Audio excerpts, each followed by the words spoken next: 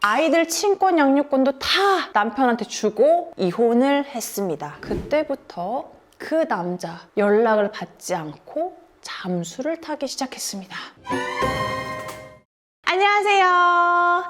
여러분의 입장에 맞는 맞춤 솔루션을 제시해드리는 양나래 변호사입니다. 여러분 혹시 기기 커플이란 말 들어보셨나요? 기혼자 커플을 줄여서 하는 은어 같은 표현으로 기기 커플이라는 말이 있는데요. 오늘 사연 바로 그 기기 커플에 관한 내용입니다. 어떤 내용일지 오늘 사연도 출발합니다. 우리 사연자분은요, 대학 시절 때부터 볼링을 열심히 하셨대요. 볼링은 다 같이 하는 게 재밌잖아요. 대학 시절에도 볼링 동호회에서 활동을 했고, 직장인이 되고 결혼하고 나서는 사회인 볼링 동호회가 있다고 하네요. 거기에서 열심히 활동을 하셨다고 합니다. 남편은 골프, 우리 사연자분은 볼링, 각자의 취미 생활을 존중해주면서 열심히 활동을 했다고 하십니다. 그런데 우리 취미가 같으면 좀 더 말이 잘 통하고 금방 친밀해지는 그런 게 있잖아요. 사회인 볼링 동호회에서 활동을 할 때 또래의 남성분이 볼링을 그렇게 잘하는 분이 있었는데 말이 엄청 잘 통했다고 합니다. 볼링 동호회에서는 매달 대회처럼 그런 걸 자주 한다고 하더라고요. 남녀 혼성으로 팀을 이뤄가지고 하는 경기가 있었는데 항상 그 팀을 이룰 때 함께 했던 남자분이 계셨다고 합니다. 그 남자분도 기혼자였다고 합니다. 서로 부부 생활에 관해서 이야기하고 뭐 볼링에 관해서도 이야기하고 하다 보니까 다른 분들보다도 조금 더 친밀한 관계가 유지됐던 거죠. 하지만 둘 다 가정이 있었기 때문에 처음에는 어느 정도 거리를 지켜가면서 볼링만 함께하는 사이셨다고 합니다. 볼링 대회에 나갔었는데 수상을 하셨나 봐요. 축하하는 술자리를 가지게 되었습니다. 여러분이 생각하시는 것처럼 진한 스킨십을 하게 되었습니다. 서로 약속을 하고 연애를 하기로 했습니다. 우리는 가정을 지키는 게 제 1순위다. 서로의 가정 생활을 존중하고 볼링 동호회에서만 연인 관계를 유지한다. 평일 낮 시간 각자 회사 생활을 할 때에는 연락을 하지만 평일 저녁, 주말에는 절대 어떠한 연락도 하지 않는다. 양쪽에 어떤 일이 생기더라도 서로에게 집착하지 않고 서로 흔적을 남기는 선물을 하지 않고 연애만 깔끔하게 한다. 이게 깔끔한지는 모르겠지만 연애만 하는 생활이 시작됐습니다. 처음에는요, 사연자분도 솔직히 너무 좋았대요. 한동안 잊혀졌던 로맨스를 느끼고 나니까 오히려 집에 가면 남편한테 더 잘해주는 거야. 우리가 마음을 이만큼만 가지자라고 약속을 한다고 해도 사람이 어떻게 그 마음의 크기를 인위적으로 정할 수 있겠어요? 만나다 보니까 너무 좋은 거야, 이 남자분이. 가면 갈수록 남편에 대한 애정은 식어가는데 이 기혼자 남자친구에 대한 애정이 더 커가는 거죠. 난 솔직히 자기가 갈수록 너무 좋아져. 그리고 남편은 진짜 나랑 안 맞는 것 같아.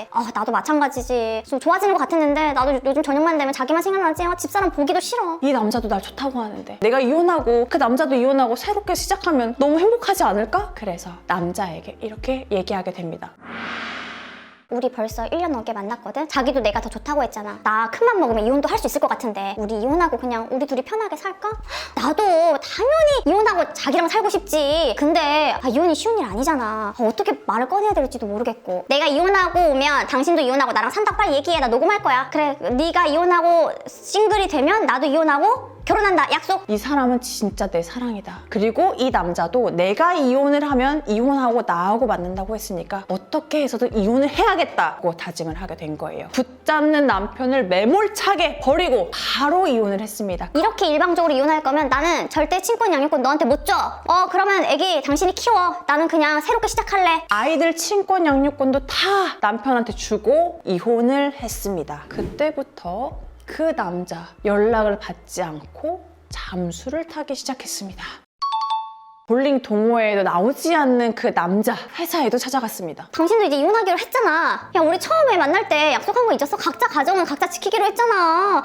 깔끔하게 정리 좀 해줬으면 좋겠다 라고 얘기를 하고 이별을 통보했습니다. 정말 울며 불며 잡는 남편을 버리고 이 남자를 선택했는데 이 남자가 이제 와서 나를 거머리 취급하면서 헤어지자고 하니 저는 어떻게 해야 될까요? 궁금한 점 저에게 사연과 함께 보내주셨거든요. 남자가 당신이 이혼하면 나도 이혼하겠다라고 약속을 하면서 녹음까지 해줬어요. 이 녹음한 증거가 있으면 그 남자에게 이혼을 정당하게 요구할 수 있을까요? 이 남자가 이혼하고 오면 너랑 결혼하겠다 라고 저를 부추겨서 전 이혼을 했는데 이 남자가 저를 책임지지 않습니다. 이 남자를 사기로 고소할 수는 없을까요? 두 가지가 궁금하다고 하십니다. 첫 번째 질문에 대한 답변인데요. 명백하게 녹음도 했어요. 그렇다면 효력이 있을까요?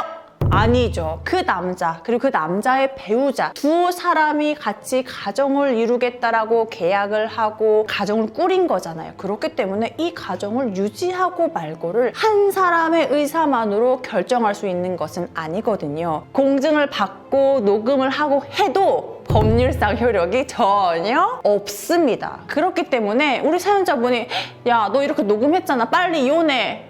라고 할 수가 없는 것이죠. 두 번째입니다. 변호사님, 그러면 타기로 고소하지 못하나요? 이것도 안타깝게도 할 수가 없습니다. 도덕적으로 잘못했다라고 생각하는 것과 법률상 죄가 되는 것에는 사실 간격이 있거든요. 사기라는 건요, 상대방을 속이고 기망하고 해가지고 어떤 경제적 이득을 취했어야 돼요. 우리 사연자분의 사건 같은 경우에는 너 이혼하면 나도 이혼할게 라고 얘기했을 뿐 그 남자가 경제적으로 어떤 이득을 취한 것은 아무것도 없거든요. 그렇기 때문에 사기로 고소할 것도 없고 제가 검토해본 결과 형사범죄로 고소할 만한 것이 아무것도 없습니다.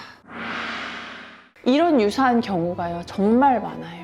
나는 다 포기하고 버렸는데 이 남자는 사실 나는 아닌 것 같아. 난 내 가정을 지킬래. 낙동강 오리알이 되는 거죠. 기기 커플 만나는 거 이 자체 당연히 하시면 안 되죠. 내가 먼저 이혼하고 모든 걸 포기한다? 이런 선택은 정말 하지 않으셨으면 좋겠습니다. 그럼 나는 완전히 세대는 거거든요. 제가 오늘도 이렇게 솔루션 드렸는데요. 유부녀, 유부남 커플이기 때문에 우리가 깔끔하게 원칙을 정해놓고 만났다라고 하셨는데요. 유부남, 유부녀가 만났는데 깔끔하게 만나는 게 도대체 어디 있습니까? 그런 거 자체를요, 처음부터 시작을 안 하시는 게 가장 좋습니다. 오늘 영상 보시면서요, 궁금하신 점 있으시다면 언제나 그렇듯 댓글 남겨주시고요. 영상 도움 되셨다면 좋아요, 구독, 알람 설정 부탁드리겠습니다. 안녕!